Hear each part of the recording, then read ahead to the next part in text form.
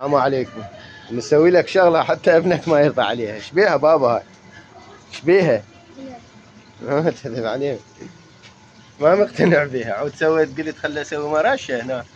شوفوا بطيل ومديت له صوندة زين، لان الحديقة بس هناك المي مالتها. عود سويتها بس حتى ابني ما مقتنع بيها. خلينا نداري لها من هناك بلكت اوضح الصيف. هاي شباب، شوف عود بطيل وزرفته زين. هاي بالرغم المطار مشتغل بس مي ضعيف، ما اعرف شنو هو. مي بدون هذه الفقرة يعني مي قوي، كلش قوي، ما اعرف. يلا على كل حال، المهم والله انا بالنسبة لي ادت، يعني ادت العمل. قامت تنشر المي يعني حسب المكان اللي اريده، تنشر المي حسب المكان اللي اريده زين.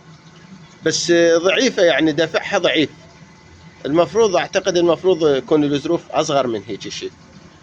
على كل حال يعني فكرة حلوة هي زين. اتمنى تجربوها. انا جربتها، لكن اللي يريد يجربها خلي الظروف. شوفوا اخوان، خلي الظروف يصغرهن. انا الظروف مسويهن كبار كلش. شوفوا، رغم مي المطار قوي، لكن ادت اللي عليها. وزعت المي بشكل صحيح اخوان، وزعت لي المي بشكل صحيح. تمام. الحديقة من انا اخاف ما حد شايفها من هاي الصفحة. العصافير ابشركم صدق، فخاتي طلعت لنا زوج فخاتي. هذني تناجسنا الحبيبات والفخاتي. هاي نظرة عامة. شوفوا الحديقة عندكم من هنا هم نظرة عامة على الحديقة.